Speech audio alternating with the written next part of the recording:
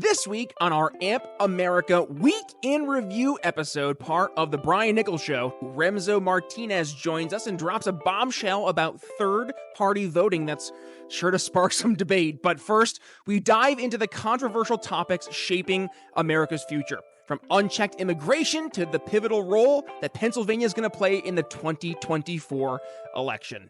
You don't want to miss this episode. Welcome to our AMP America Week in Review, part of the Brian Nichols Show.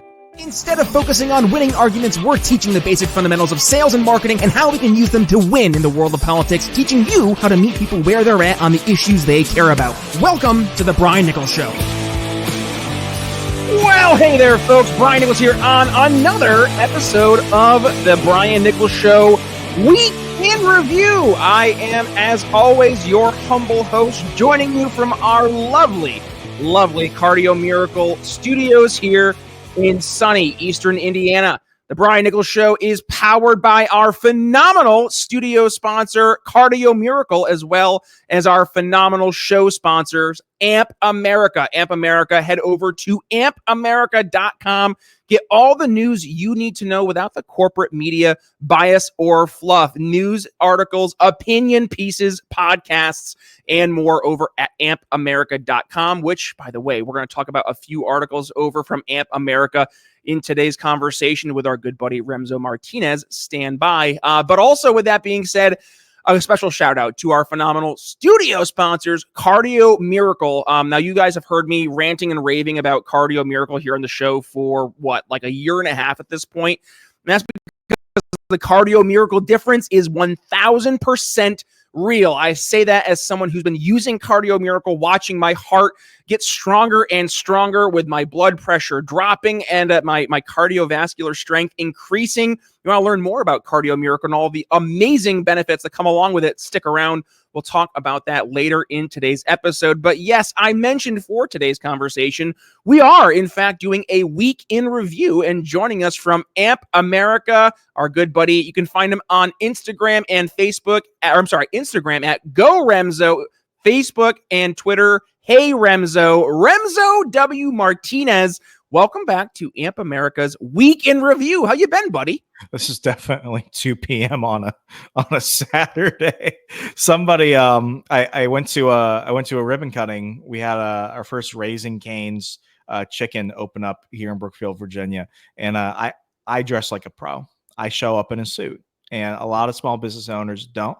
Because I think they fall into like I'm a small business owner, so I look like Mitt Romney on the campaign trail in 2012 with jeans and the rolled up sleeves, like he actually dresses like that. But no, and your binder full of women, and dog on the roof. So like I show up in a suit, and people actually, like, some of the folks that are in like the local chamber of commerce, like they'll tease me. They're like, "Why'd you wear a suit for this?" And I'm like, why do you look professional? Because I'm the man.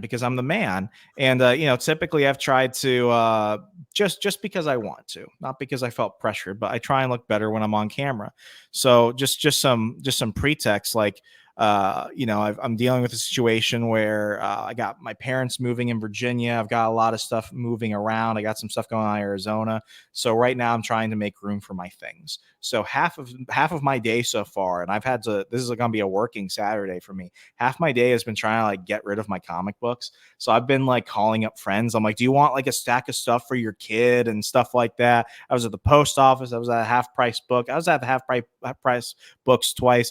So here I am. I'm just like running around, and I wanted to put on a nice polo for you, Brian. And then I'm at the half price books for an extra half hour because they don't know what they want to give me 50 cents or 75 cents for a comic. So I'm like, fuck it.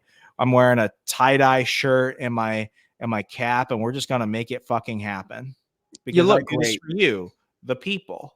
You look great, Remso. Don't let anybody tell you otherwise. And if anybody bullies you, you let them know that you were on the Brian Nichols Show, and Brian does not tolerate that bigotry. Does not fuck around with that. No, I don't. Absolutely not. By the way, folks, we are live. We are live on our YouTubes and on Twitter. Big fuck you to Facebook for going out and deciding. Okay, this is my rant session for a second, Remso. So I shared a meme on Facebook where it was the literal context of the meme was societies where, regardless of how you feel about gun control, you need to be aware of the history of what societies who have implemented in massive gun control have done to their populations. And it was a picture of Hitler with the swastika and like obviously talking about Nazi Germany. Facebook's like, oh, he's a Nazi, and they gave me like a huge the strike. radicalism.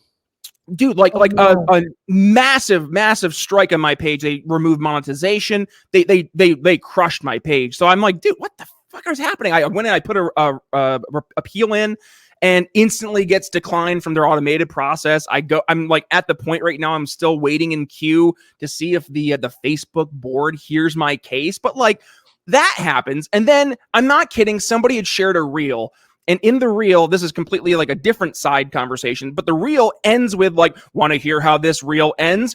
Go down to the comments and share your birthday and your teacher's first grade teacher's last name, which is obviously a ploy to get PII, personal identifiable information, which is a big no-no. And me being the good Samaritan, I'm like, hey, Facebook, reporting this video, right? Because this is an obvious attempt. Literal scammer. This is all they're doing.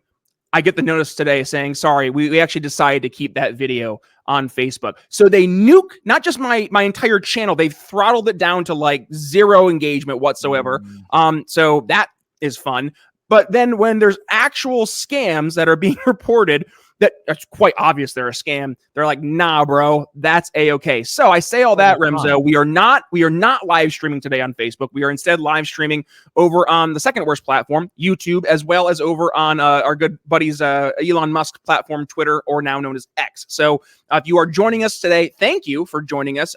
Head down below into the comments or in the replies. Let us know what your thoughts are today. We'll go ahead, maybe read them on air, because yes, we are live for our weekend review here on Amp America, Brian Nichols Show weekend review with our good buddy Remso Martinez. Now, Remso, for today's conversation, we're kicking things off. And actually, I know you didn't mean to do this, but this goes right in line with one of the conversations I had for our Brian's briefing this past week. And it was the conversation I had about the immigration debate and how there seems to be this, I want to say willful ignorance, and that's my being nice here. But it's not, it really can't be willful ignorance. I think it's almost borderline useful idiotness, it feels like. And we're talking about right now what we're seeing as the actual outcomes of unfettered immigration, of just folks literally pouring over the border. Right now, it's turning into like literal hellscapes in some of these larger cities. You look at Aurora, Colorado, where literal Venezuelan gangs have taken over apartment complexes. And here we are today. Violent crime is creating a, quote, dystopian hell, despite Remso, despite the calm, reassuring words from our, yes, leader, our fearless leader, Joseph Biden, that America is safer. And this is, of course, an argument that Kamala Lala Ding Dong is going to be carrying into the election, that we are a safer country because of the Biden-Harris administration policies. Remso Martinez, where are they getting things wrong? Where did I get things wrong? Talk to us about what's going on right now with the flux of illegal immigrants into these cities. There's a town in Wisconsin called Prairie du Chien, and it has about 15,000 people. They have brought in about another 10,000 immigrants from Haiti that were caught across the southern border. These Haitian immigrants have also been dropped off in a town. I think it was either Illinois or Minnesota. It's one of those two. It was a town of about 25,000 people, and they went ahead and dropped off over the course of the last year 20,000 Haitian immigrants. And what they started realizing is that a lot of pets in neighborhoods started going missing. A lot of the kennels were starting to empty out. But what that's nice. That's nice. No, that's nice, Remso. That means that more people are adopting these animals. They're at a nice home now. I see no downsides to this. Well, if you like ducks, you could say bye to ducks, because what they have found in that these homes that the state has been providing families where, it's not even just families, it's, 10, 15 people that they're putting in a 4-bedroom home, that they are taking animals that they're finding and they're eating them. Oh, so they're not safe and sound. Okay. They're not. So, if Fluffy went missing, Fluffy probably got turned into barbecue. That's just a recent example. The other issue that we're seeing here in Whitewater, Wisconsin, is that and this is why I laugh about Milwaukee. Milwaukee is a very quote unquote like progressive city, but like anytime anyone comes to the city who's illegal, like we kick them back to Illinois. Well, Illinois, because Texas has been busing hordes of illegals to Chicago. Illinois has just been like randomly busing them to Wisconsin, but they couldn't get away with it in Milwaukee County. So what they did was they went ahead and dropped them off in Whitewater, Wisconsin. And what you're having right now is you had a giant influx of children, quote unquote children and teenagers, where their age is not matching their physicality. Their age is not matching their all I can think of is it the bench warmers? I am 9. I am 12. You look like a 30-year-old man. You have a mustache. I have birth certificate.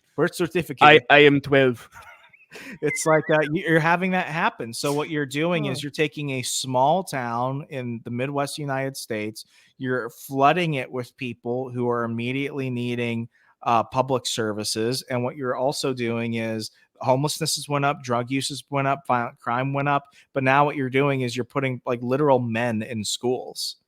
And that sounds like nothing could go wrong there, right?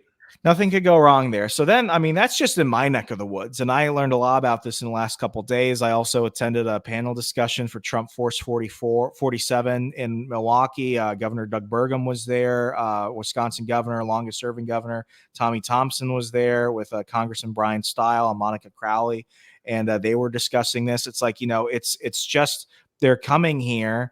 And immediately they're being dumped in places where it's like, they can't look for jobs because they're illegal immigrants. They can't have job permits. So what do? We're having border patrol down in the southern border. Instead of sending people back, instead of actually dealing with the fact that, listen, your first act in the United States was to break the law. It was to come here illegally. What they're doing, no humans illegal, Remso. Yeah, shut the fuck up, people. We've turned border patrol into a paper pushing business where we're basically giving people a summons for a court appearance, which may be as far as a year. And then what we're doing is we're giving them a phone, we're giving them gas cards, and we're sending them to a place where hopefully we're hoping that they don't go away.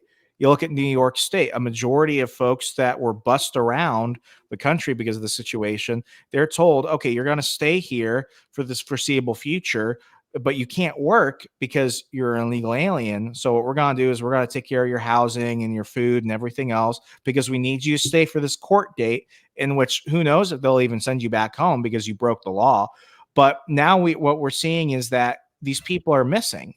When you look at the population of Wisconsin, I don't have the number on top of my head, but like when you look at the population of Wisconsin, Joe Biden every year, the past 4 years, has been bringing in the population of Wisconsin 5.8 million people. So they are bringing in a whole state worth of people every year since the Biden administration turned us not into an open border country. They've essentially turned us into a no border country.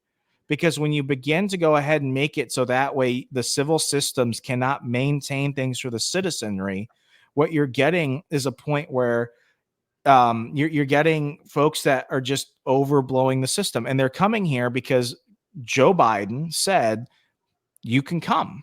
And then Kamala said, well, you can't come. She said, do not come. Do not. And then they all looked at her. And then Trump said, I'm going to come. What we're getting right now is we're getting, thousands of people from Venezuela. We're getting thousands of people from El Salvador, Nigeria, Pakistan, China. We've even found North Koreans coming up through the southern border because everyone knows that America is not protecting the border. And if they catch you, it doesn't mean shit. And we cannot have a country if we cannot enforce our own laws and if we're not taking care of our own citizens first. And, the big thing everyone is joking about right now are these Venezuelan gangs. They were the largest, narcotics trafficking gang and human trafficking gang in Venezuela. What Nicolas Maduro did was he went ahead and released them. And then he said, leave the country. So they left the country. And where did they end up? They ended up in Illinois. They ended up in Colorado. There are rumors that they're even in Indiana. So what they're doing is they're filling up the Midwest, because you can't keep sending them to California, because California, what are they going to do for their homeless plan? To get rid of homelessness, they're just going to kick out homeless people. Like that episode of South Park where they're just like, go to California. Well, now they're going to be like, hey, homeless people, go literally anywhere else. So what we have is we have these states, and to some degree, I don't blame Texas for doing this, but what we're starting to see is that Texas is going to do what they can't take care of Texas. And now it's really at the expense of everyone else. And it's because of these sanctuary cities. It's because of these sanctuary cities. It's because of this no border policy by the Biden administration. I would have never thought in my life I would support mass deportation. But the thing is if you come here and you come here illegally, and then you come here and we don't know who you are, and you're going to be on the government dole, and you're going to not be assimilating, and you're going to be making things as difficult as possible. We didn't ask you to be here. We didn't necessarily want you to come here if this is what you were doing. We take in legal immigrants, and the country brings in enough legal immigrants where it's like, you know what? We could reform the process. There's a whole discussion there, but you come to this country legally. Why is it every other country on earth gets to support its borders? Why is it we spend so much of our taxpayer dollars enforcing the borders in Ukraine, or enforcing the borders in Israel, or enforcing the borders in Iraq or Afghanistan? We care about everyone's borders but our own. No, if you came to this country and you came here illegally, you broke the law. You can't be here. We can't support you. We can barely support ourselves. It's not a hateful thing. It's saying that this is not the process. This is not how it should be done.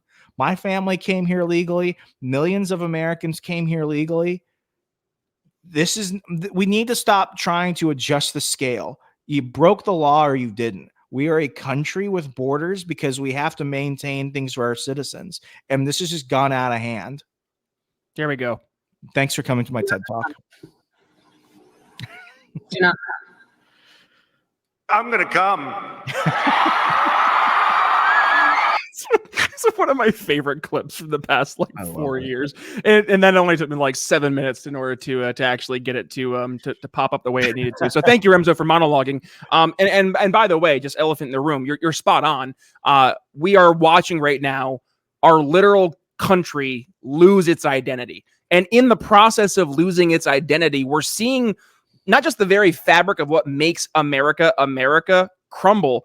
We're watching the infrastructure that makes America crumble, because you have to have the contribution as much as you do the folks who are taking away. And that's just not the case right now. What is the number one cost from our federal government right now? It's unfunded liabilities, specifically that's not even talking literal trillions, hundreds of trillions of dollars unfunded liabilities, but specifically, let's look at the social services, right? Medicare, Medicaid, Social Security, all of that money, that's over, I think it's 60% of our budget. What? That's insane. So with all that being said, I know for most folks who are listening today, they're probably like, wow, okay, things are kind of scary. This doesn't sound too great. And maybe you just want to go ahead and get out of the country. Well, if that's the case, our next sponsor here might be a good place to go ahead and figure out what next steps would be. And that is the Expat Money Summit. Let's take a listen. Attention, Brian Nichols Show listeners. Mark your calendar for October 7th through the 11th, because the Expat Money Summit is back and better than ever. This online event hosted by expat expert Mikkel Thorup is your one-stop shop for learning how to craft your ideal international lifestyle. From acquiring a second passport to diversifying your finances offshore to investing in international real estate, you're going to learn from over 40 experts, including big names like Dr. Ron Paul and Doug Casey. And the best part, it's completely free to attend. Just head over to expatmoneysummit.com to reserve your complimentary ticket. Take the first steps towards securing your freedom and wealth abroad at the Expat Money Summit. One more time, that's expatmoneysummit.com. And now, back to the show. All right, Remso W. Martinez, let's get back to the show, shall we? And with that, let's go ahead and talk about, if I can actually get my screen to share properly again. We're doing this on the fly, folks. There we go. Live. We were live. We are live. Yes, we are live on X and on YouTube. So thank you for joining us. It looks like, we got couple hundred folks coming in and out of the stream here. What's up, everybody? Good to see y'all. So great replacement job shock. Great replacement. Are we talking about great replacement theory here? No. I didn't share my screen. What the hell am I doing here today, Remso? Good grief. Amateur hour, Brian. Amateur 100%. You think after doing this for almost, fucking 8 years, I should figure out how to share screens. Great replacement job shock. 1.3 million native-born Americans just lost their jobs, and they were replaced. By whom? Whom, you might ask? 635,000 illegal immigrants, or just immigrants. Let me rephrase that. Just 635,000 immigrants. But yes, there are some caveats here, which includes some of those potentially illegal individuals we were talking about earlier. Remso, what's going on here with this great replacement of great big jobs? I got into an argument at CPAC 2017 with somebody who was basically an anti-free trader. And I was like, dude, you don't know the glory of free trade. You're obviously not educated enough. This man, for the record, was a trucker, was a teamster who came from the rural Midwest. And I was just a belligerent college kid. And what he basically said to me was, what he basically said to me was like, when you look at all this outsourced labor, what do you do with people who have been working for decades, who are close to retirement, and then you expect them to get a new job? What do you do when you're providing enough of the infrastructure for somebody else's country, but your own communities are becoming industrial deserts?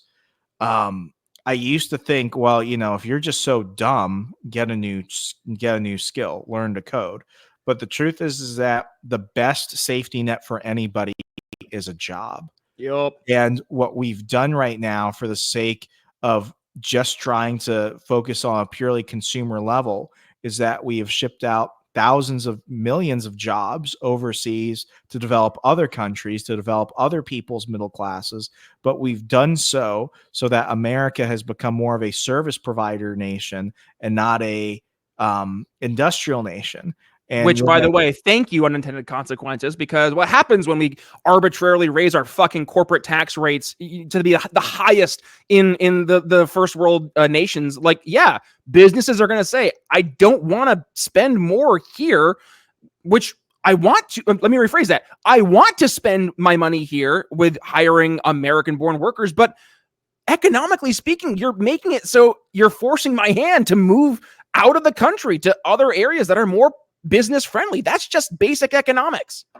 Yeah. And what you'll get is a lot of free market scholars who will be like, well, look at Europe, where, like the Scandinavian countries have turned into mainly like service provider countries, and they were never historically industrial. I'm like, really? You're going to compare the United States to the Netherlands or Denmark or Sweden?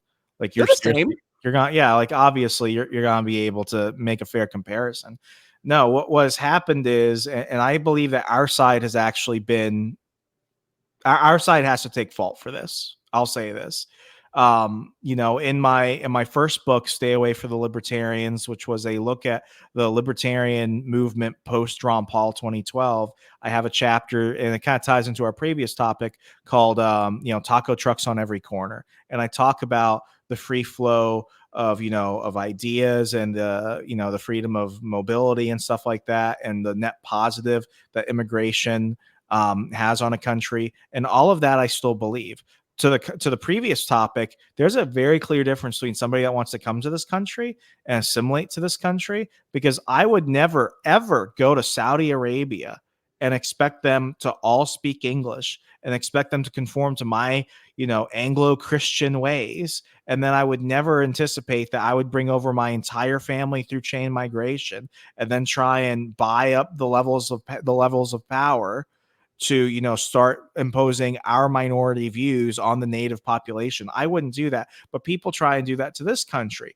So when you have people that come in that want to be American, that want to not shed their identity but join it to the American identity, that's a beautiful thing. We're not seeing that. Same goes for the purpose of jobs. What we've done is we've basically said we will bring in anybody for the sake of trying to cut costs. And that's a gray area, because a lot of businesses want to hire American. A lot of businesses, like, if I go missing I am totally happy and healthy, and I'm of sound mind, and I have plans to travel in the next 30 days.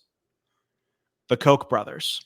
He says it. He says it, not me. Just for everyone playing along in the home game. The Koch brothers have done so much to try and bring in as much cheap labor into this country purely for the sake of it being cheap labor. Because what we've said is that Americans don't want these jobs. It's like, no, Americans just don't want to work that the wage that somebody from Central and South America will, because they don't want to live in a 4-bedroom house with 15 people. Americans, we're one of the few countries in existence that have a middle class. What we're seeing is a situation where we're going to get the extremely wealthy, and we're going to get the people that have to go deliver Uber Eats during the next lockdown. Yep. This is a war on the middle class, and our side has been part of it, and that's a really rough thing to say. Guilty. So when we look at the stuff that Trump is doing, Trump has straight up said we can replace the income tax with tariffs. Yeah, I would much rather do that.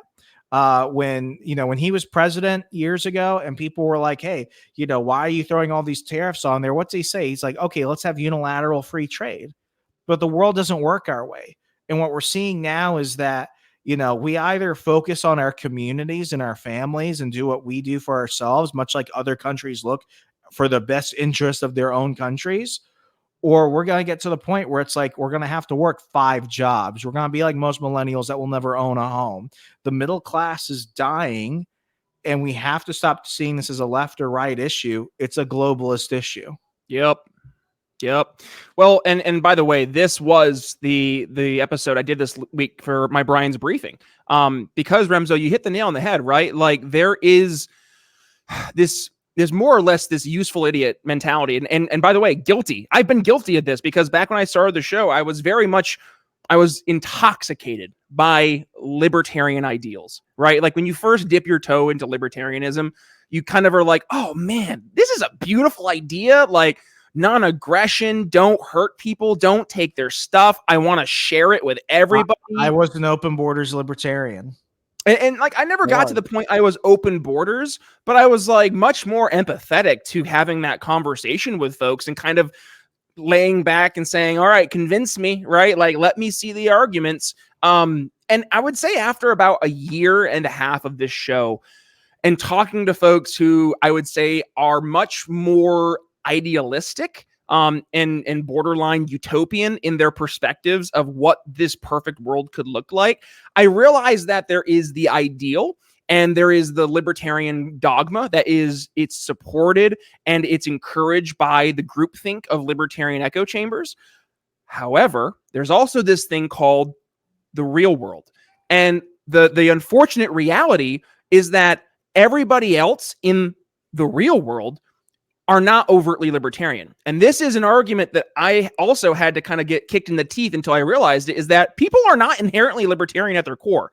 I used to believe that. I thought, well, everybody's libertarian until they realize it, right? Like, but the opposite is true. I think people maybe go in thinking maybe I am a libertarian or I'm empathetic with libertarianism, and then something happens where they're like, oh, just kidding. And by the way, the big blinking red light for me on that was COVID.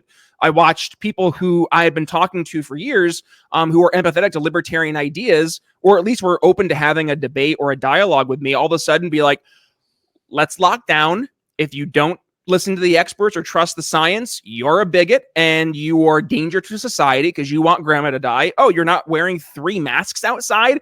Who do you think you are? You didn't get triple jabbed? What? Like, that scared the hell out of me, because not only are there these people I thought were more empathetic to libertarian ideas, but they were also people who were very near and dear to me in my personal life. Like dudes literally in my wedding who just suddenly not just turned against me, like actively were fighting me because they thought I was a danger. Now, those relationships, candidly, Remso, like they're never going to be what they were, right? Like once you see it, you can't unsee it. We talk about that in sales. It's also true in life. And I saw that side of my friends, and it hurt.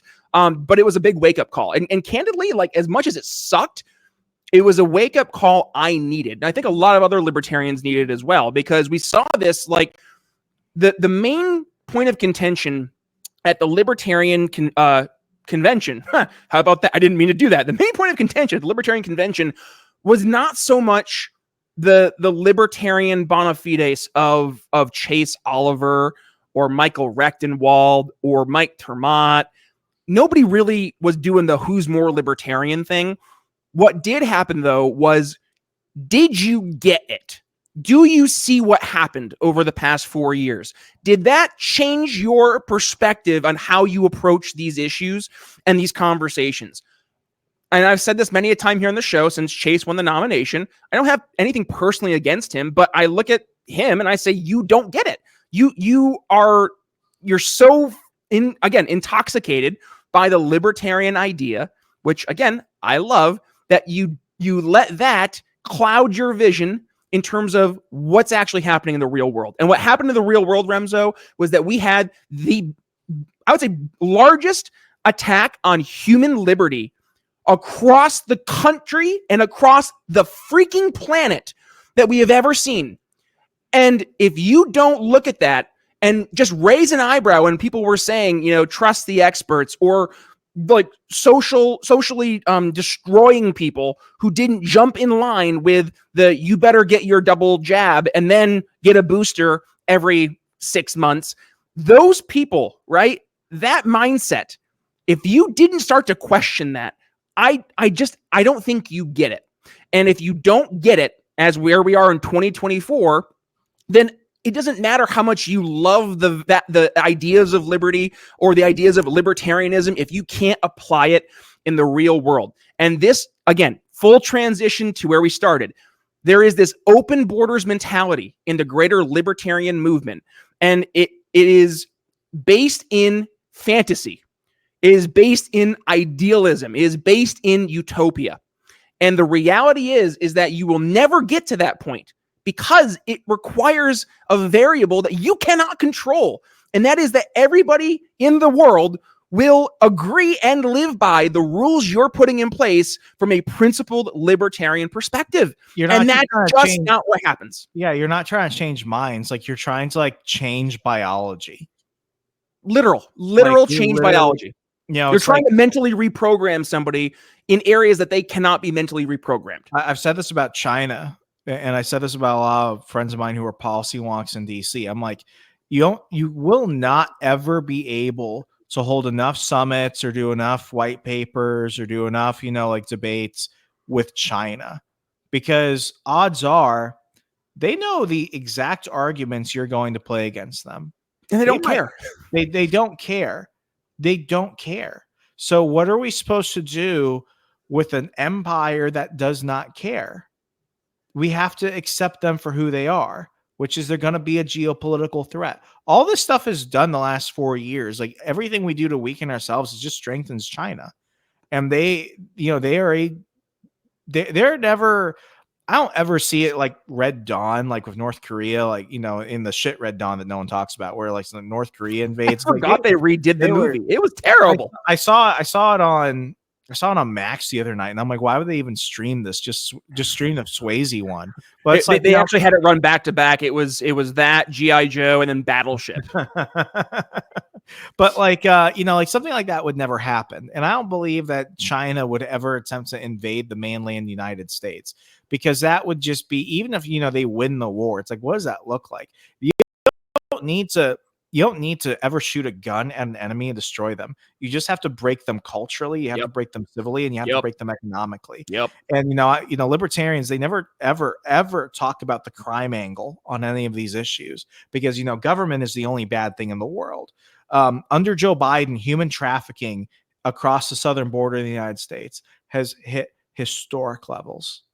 Human trafficking across the world is something that they just completely ignore. I've never heard a libertarian talk about human trafficking. Mm-hmm. And the only anti-human trafficking president we have had in the last decade has been Donald Trump. There it is. So, man, if this conversation has your blood boiling, yeah, it's got my blood boiling too. And you know what? That's not good for your heart. So with that being said, check out our good friends over at Cardio Miracle. Hey folks, I want to take a moment to talk about something that has truly changed my life, and that is Cardio Miracle, our incredible studio sponsor. Now, I'll be honest, when I first heard about Cardio Miracle and their claims about improving heart health, I was skeptical. But after using it for just about 2 months, I was absolutely blown away by the results. First, my blood pressure went from being consistently around 140/90 to a much more healthier and manageable 120/80. And my resting heart rate dropped from the low 70s to the high 50s. And I couldn't believe it. But the benefits didn't stop there. I started sleeping better, and I felt more energized at the gym, and my heart felt the best it's felt in years. And it's not just me. Hundreds of you, our amazing listeners, have reached out to share your own incredible experiences with Cardio Miracle. So, what is Cardio Miracle, and how does it work? It's a carefully crafted supplement that harnesses the power of nitric oxide to support optimal heart function. So, by increasing nitric oxide levels in your blood, Cardio Miracle helps relax your blood vessels, improve circulation, and it protects your heart from damage. It's like giving your heart the support it needs to function at its best. And here's the best part. We've got an exclusive offer just for you, our loyal listeners here at the Brian Nichols Show. When you head over to cardiomiracle.com and use code TBNS at checkout, you'll get an extra 15% discount on your order. Plus, with their 100% money-back guarantee, you've got nothing to lose and everything to gain. So, if you're ready to take control of your heart health and experience the life-changing benefits of Cardio Miracle for yourself, just click the link in the show notes or video description. Trust me, your heart will thank you. And don't wait another day to prioritize your health. Join the tens of thousands of folks who have already discovered the Cardio Miracle difference. Head to cardiomiracle.com now and use code TBNS for 15% off your order. Your journey to a happier and healthier heart starts today. And now, let's get back to the show. All right, Remso. Back in 2021, my heart was also not doing too great. It was because of family genetics, but also, candidly, because of where I lived. For folks who have been longtime listeners of the Brian Nichols Show, y'all remember I used to live in Philadelphia. I lived there for 7 years. I did not like it, but I'll be very, very transparent. The worst of it was the final 2 years, and that was during COVID, which is why I left Philadelphia. But, it's funny. Philadelphia, and specifically the great state of Pennsylvania, the Keystone states, not even a state, it's a commonwealth. They are, it turns out, the keystone to this election.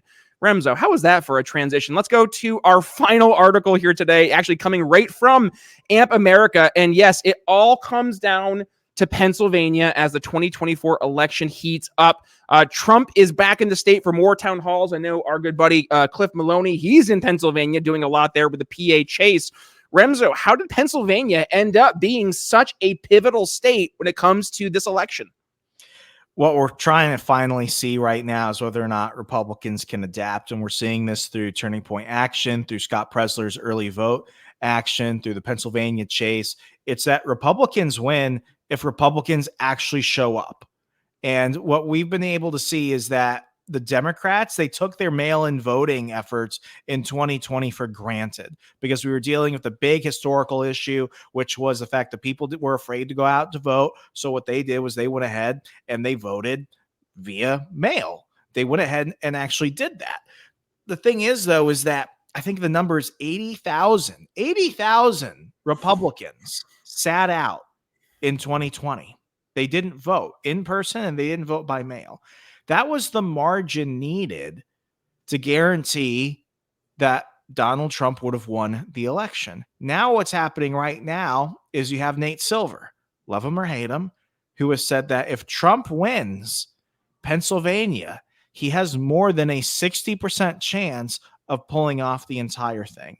Because when you look at the demographics, when you look at the socioeconomics, when you look at a majority of the issues at play for working and middle-class Americans, if he wins Pennsylvania, he could potentially win Wisconsin, potentially win Michigan. That eliminates the blue wall. And you go ahead and you look at what's going on with Arizona. Turning Point Action is doing a lot of the effort in Arizona. Trump, who lost Arizona. And I've never, I used to say this, I used to go on Ben Stein's show a lot. And oh yeah, I forgot about that. How's he doing, by the way? he's still doing stuff. But you know, like Which is crazy because he's like in his like what 80s. yeah. Bueller. But he, you know, I used to go on the show and I used to tell people it's like I don't know whether or not shenanigans played a role in the 2020 election. I think a lot of things changed. Arizona is one of those places where when you look at the voting machines and the weird times that poll watchers were kicked out and when certain things arrived in Maricopa County, which is where it flipped the state blue for Biden. That's the one place where I look at that and that's weird. And plenty of people, including Project Veritas, when it was under James O'Keefe, pointed out a lot of irregularities in the Philadelphia suburbs in 2020. The thing is whether you believe something happened or not. And I've never said that I'm one way or another. I believe that it's state by state. I believe in Wisconsin. While there were definitely some problems here in the state, I believe that Biden won Wisconsin. The thing is that even if you're concerned, like, oh, I'm afraid to vote because they might cheat. There is, I forget who brought it up. It's like you have to have, it was Brett Weinstein of all people. Liberal Brett Weinstein, who is, I don't know why he calls himself a Democrat all the time. Like I don't know why he keeps doing that. It must be a shtick. But he's like, if we just show up in the mail-in vote across the board, across the country alone, especially in those battleground states, we surpass the margin of potential cheating. So my thing is this, and I'm not saying one thing or another, but what I'm saying is that when Republicans show up, they win. Yep. This is the case of Pennsylvania. And, you know, they finally adapted to it. Now I'm in Wisconsin. I am still going to vote on election day in person, but it's one of the situations where it's just like, this isn't the sit out election. Right. You straight up have seen what a Biden presidency looks like and what a Trump presidency looks like. And if you thought Biden was bad, Harris is all of that on crack. Yup. There's a clip that Cliff went ahead and posted on X, and we pull that up real fast because he says it better than I do. Yeah, keep monologuing. I'll go ahead and share.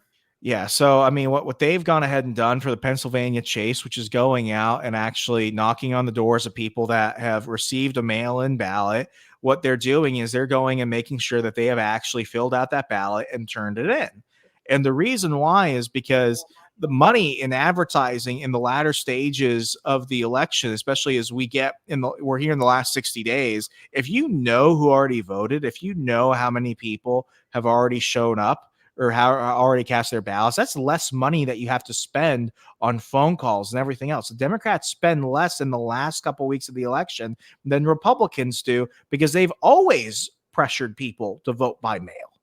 By the way, the just to qualify before we share this video, I really do like Cliff, but as a Cowboys fan, I just need to make sure I flash this on screen with him wearing Eagles. Are you a Cowboys fan by like choice? By I guess by genetics. Is my dad's favorite team, and I grew up watching it in the 90s. I would have more respect for you if you said that it was because of your wife. When I got married, I became a rabbit hole or. When I got married, somehow something happened to me and I became like a Baltimore Orioles and Ravens fan. I didn't even know why, but at least I could blame my wife on that. You're going to throw your dad under for that? Wow. I mean, he made me watch it during the 90s, man. I was in upstate New York, so it was either that, the Bills, or the Giants. Which not a big fan. Anyway, you don't think this is the year for the Jets? You know, there's just something telling me probably not. Danny Dimes, more like Danny Pennies. Funny joke. You know, the Eagles were down in Brazil here yesterday. Last night they had a game in Brazil. The Eagles won, and it was really interesting to see Kellen Moore, former offensive coordinator for the Cowboys, suddenly doing some like things he never did for the Cowboys with the Eagles. But this is not Cowboys Eagles NFL talk. This is the Brian Nichols Show. Let's listen to what Cliff. I almost said Chase, not Chase. Let's see what Cliff has to say about the PA Chase and where things are looking. I keep getting all these people online coming after me saying, Cliff, you're cherry picking the numbers. You're only showing the Democrat returns in 2020 compared to 2024, and the same thing with Republicans. All right, so we pulled the 2022 numbers today, and I couldn't believe it. I had to run the numbers 3 or 4 times with my team. Listen to this. In 2022, Democrat mail-in requests at this time compared to right now for 2024, they're up 19%. Wow. Huge gains. Where are Republicans at? Republican mail-in requests from 2022 compared to right now, this far off in the election, they're up 85%. Folks, we came to win. Republicans are adapting. We're fighting fire with fire. We're going to beat the Democrats at their own tactics in 2024. Time's up. So there you go. If you vote, you win. Yep. And this is truer in Pennsylvania than it is anywhere else where it could turn into a coin toss. And Nate Silver has said Trump up in Wisconsin, pretty neck to neck there. Trump ahead in Michigan. Trump ahead in Arizona. Trump ahead in Pennsylvania. Yep. If people show up, if people figure out a plan where they show up or mail in, if their votes are counted, we keep Kamala Harris out of the White House. And if they do this enough, and if we and I'm not even saying like independents and libertarians, I'm saying Republicans, we have a majority in the House, we have a majority in the Senate. I'll say that because we have that in 2016. And we spent 4 years of not really doing much. It was Trump who had to essentially work through executive fiat to get a lot of stuff down. This is a different ballpark. Yep. This is a different situation. This is a different world. You might not take the man serious. You might take the man too literally, but people need to at least take him seriously. This is a different situation. So make a plan. Get out and vote. There you go. Make a plan. And by the way, if you want to go ahead and actually make a difference, go knock on some doors because that is scientifically shown, as we've talked about many a time here on the show with many political consultant about how knocking on doors has the highest ROI for any candidate when you go out trying to actually win an election. So if you want to volunteer, go knock on doors for that candidate. Be the face for the campaign, which, by the way, when you're going out and knocking on doors, Remso, that actually is going to require a lot of energy. And as such, you're going to need to be energized. So how about you go ahead and check out one of our brand new sponsors, Clockham Coffee. Let's go ahead and take a listen. Are you feeling trapped by big coffee? Yeah, they prioritize profits over quality, leaving you with an underwhelming cup. So let's break free from these corporate coffee chains, shall we? That's where Clockham Craft Coffee comes in. They started it with a quest for the perfect brew and grew into a passion for sharing coffee excellence. Their small batch artisanal approach ensures that every cup is a masterpiece. Embrace independence, choose Clockham Craft, and taste the freedom in every sip. Exclusive for the Brian Nichols Show audience, enjoy 10% off using code BNS10 at clockhamcraft.coffee. Link in the show notes. And now, let's get back to the show. All right, Remso. Let's go ahead and wrap things up with our final thoughts for today. Now, I guess my final thoughts, just to get things rolling, is that we are at a point right now where I think we as a country have to take a step back and we have to get out of the idealisms. Frankly, we have to, here, you brought up Ben Stein. He was in one of my favorite movies of all time, Ferris Bueller's Day Off. And Ferris Bueller in Ferris Bueller's Day Off says, isms, in my opinion, are not a good thing. To quote John Lennon, I don't believe in, or I'm not the walrus. I just believe in me. I don't believe in Beatles. I just believe in me. Yep. He was the walrus. I could be the walrus, but still wouldn't change the fact I'd have to borrow rides off people because I still don't own a car. Greatest, one of the greatest movies of all time, right? But I think right there, we have to get out of the isms, right? I am a libertarian, small L libertarian, conservative. I believe in the ideas of libertarianism coupled with the ideas of conservatism. I think that's where we're going to have the most success as a country, right? But that doesn't mean that I'm going to, just completely shut out any other conversation or people coming to the conversation who are aware of the problem and are in good faith trying to actually bring real tangible solutions that could help solve things, right? Now, I mentioned this in the Brian's briefing this past week. It's going to require libertarians specifically as well, if we're trying to actually have contribution here, to get out of what we see as the ideal, right? The idealism, and that is the libertarian ideal. It's going to require us to to make concessions, not on values or principles, but on tactics, right? We're going to have to build bridges with folks who maybe we don't agree 100%, but maybe we agree 85%, right? And build those relationships and understand that there's going to come a point where 1000% we're going to disagree and we're going to butt some heads, and that's okay. Let's get to that point. But we have a much larger problem that we need to address right now, and that is the fundamental direction of the country. Are we going to be a country that goes back to the ideas of meritocracy, of free markets, of individualism, of liberty?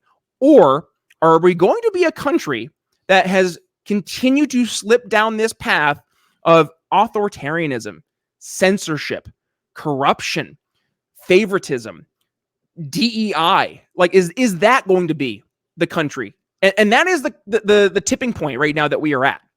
Now, this is not me full-throatedly what was that word? Full-throatedly. I can do that. I can do that again. Full-throatedly. Say that 10 times fast, I guess.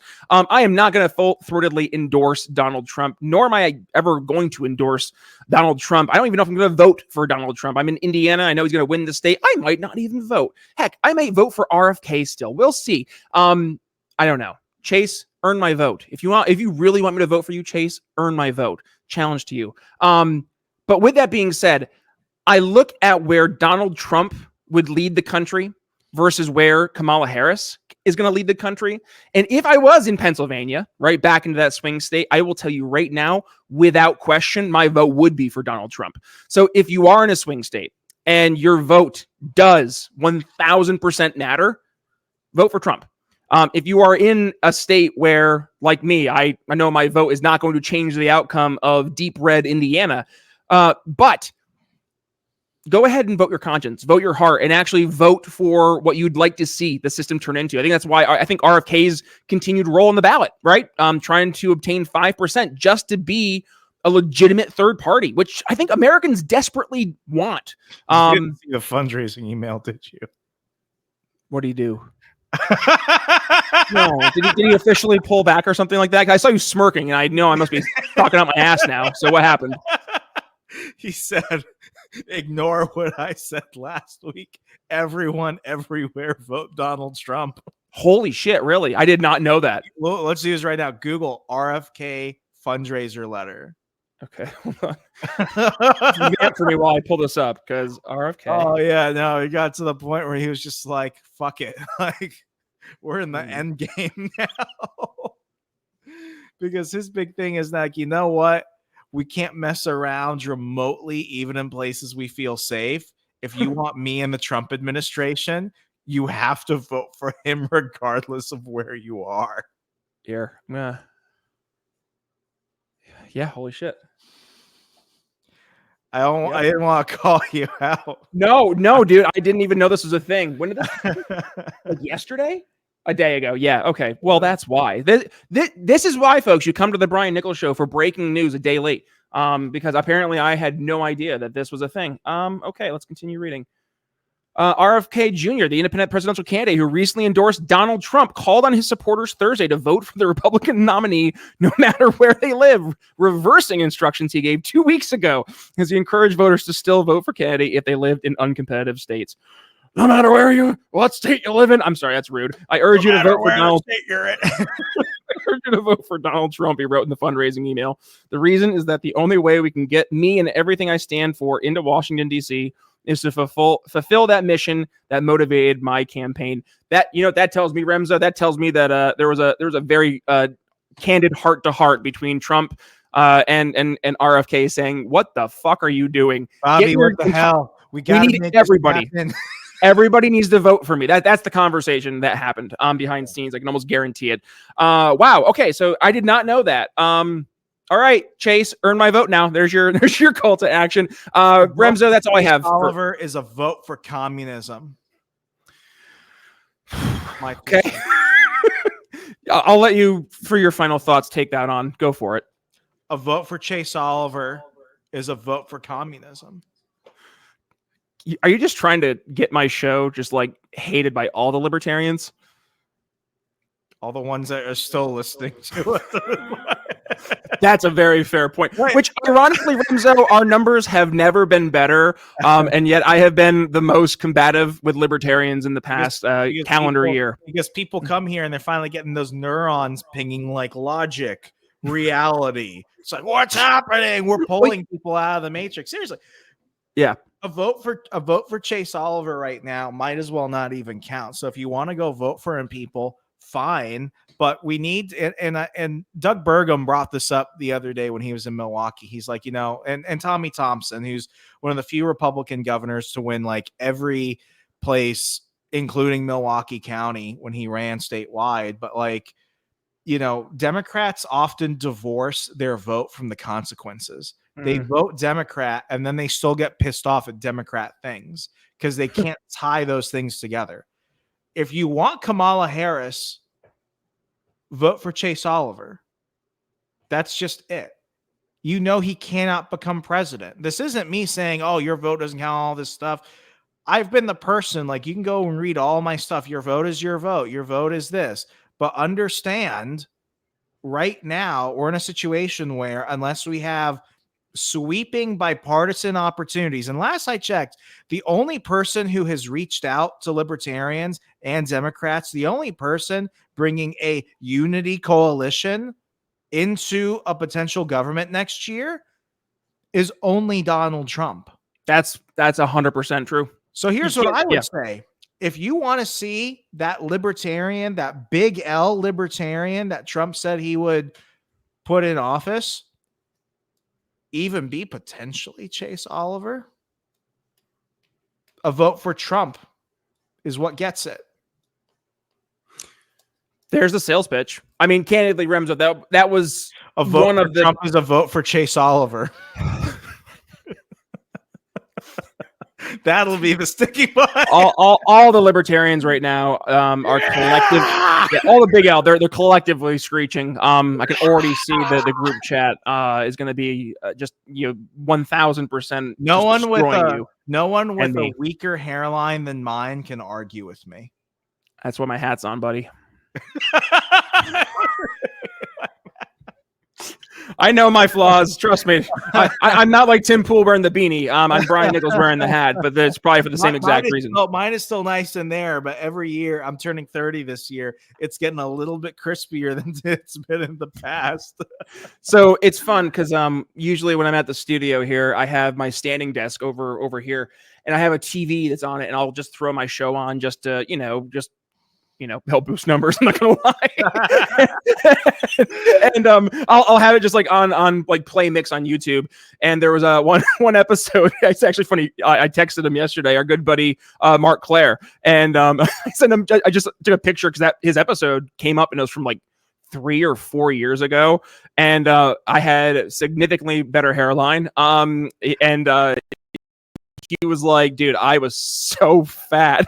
I was like, dude, you're not fat. And he's like, no, I definitely was fat. And I was like, well, you can notice it in your jawline, but like, yeah, that's how long we've been doing the show. We're old, man. We're old. Okay. We'll wrap things up here. Oh, by the way, let's go ahead and give a shout out to Mr. Coville. He shared on Twitter, make common sense go viral. Yes, 1,000%. And by the way, folks, if you forgot, we are live here on the Brian Nichols Show on 2 p.m. We started here on a Saturday afternoon. Usually we go live on Friday mornings at 10 a.m.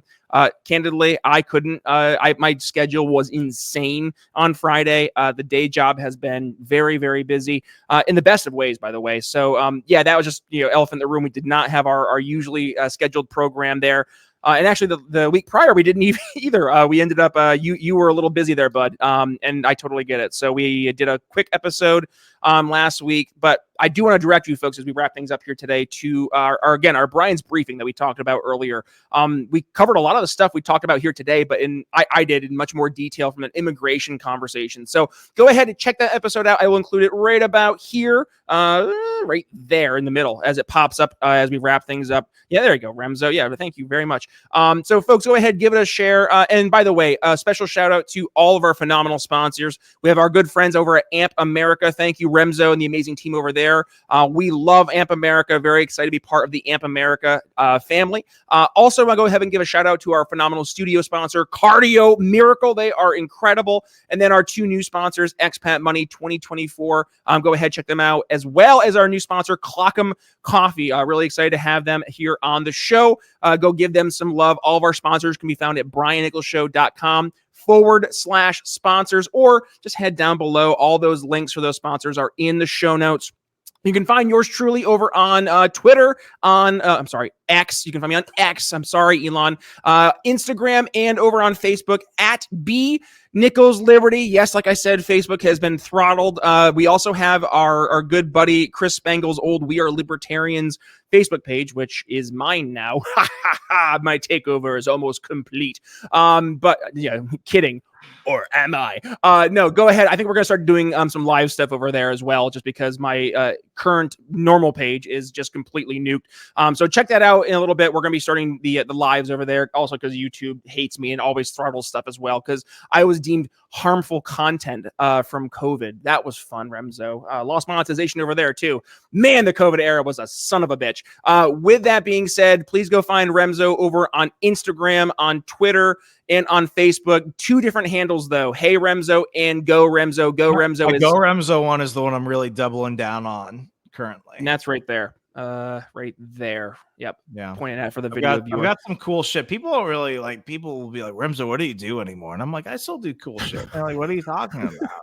So I'm like, I still do some stuff. I hate being in front of a camera. It's always easy with you, Brian, because I can always go back and forth. But I started doing some other stuff on there. So, folks, please go Remso on Instagram. I've got some cool stuff over there. All right, buddy. We're going to go ahead and put a pin in today's conversation right there, folks. Thank you for joining us. Again, if you got some value, go ahead, give us some love, hit that subscribe button, hit that little notification bell, hit that download all unplayed episodes if you are joining us on a podcast. Because if you go to your podcast catcher, you'll see it'll actually give you that option to download all unplayed episodes, because we have over 895 episodes here of the Brian Nichols Show. We're just over 100 episodes away from episode 1000. I'm working on some stuff, by the way, behind the scenes, because I want episode 1000 to be chef's kiss. So stay tuned for that. We're going to see what we do there. But yeah, go ahead, check all those episodes out, because not only do Remso and I had this conversation once a week, but we also have our week in review episode, plus our Brian's briefing, plus we do an interview with an expert, a guest, or someone there in between. This past week, I did an awesome conversation with Jasper Machugo, Remso. He is from Kenya. He is a Kenyan farmer, and he is advocating for fossil fuels for Africa. That conversation, by the way, yeah, and he makes an amazing case, and that episode just blew up over on X. I think we have over 15,000 people who checked that episode out in the first 24 hours. So that was freaking awesome. Thank you to you guys. So go ahead, check that episode out. And then my Brian's briefing, as I mentioned. And then, of course, our week in review. Absolutely love you guys. Thank you for being the best audience in libertarian conservative politics. If you are an entrepreneur, thank you for doing your duty, because you're building the solutions that we need out there in the world when the government absolutely drops the ball, because, you know, they're the government. With that being said, I absolutely adore you. Thank you. Check us out. 3 episodes per week. With that being said, signing off for our good buddy Remso Martinez here on our AMP America Week in Review. We'll see you guys next week, because I had a freaking stroke. Thanks for listening to The Brian Nichols Show. Find more episodes at briannicholsshow.com.